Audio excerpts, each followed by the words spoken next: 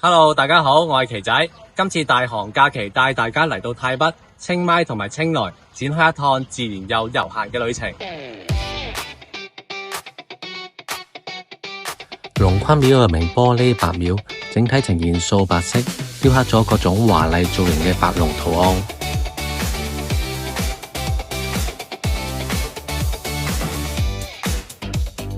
嚟到清邁一定會帶大家嚟到雙龍寺，呢度係著名嘅佛教聖地，同釋迦牟尼舍利子嘅金塔就喺主殿正中心。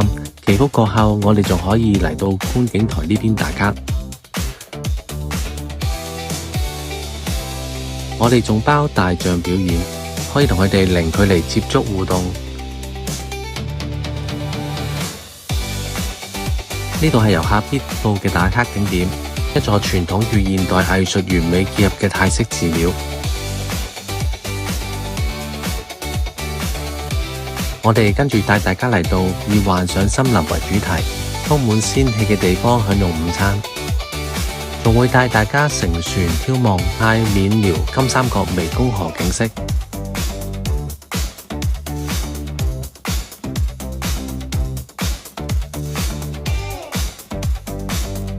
呢度係泰國最高嘅觀音像之一，殿內嘅雕刻都栩栩如生。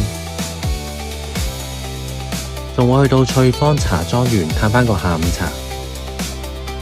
我哋仲重本包嘟嘟車，帶你夜遊古城嘅大街小巷。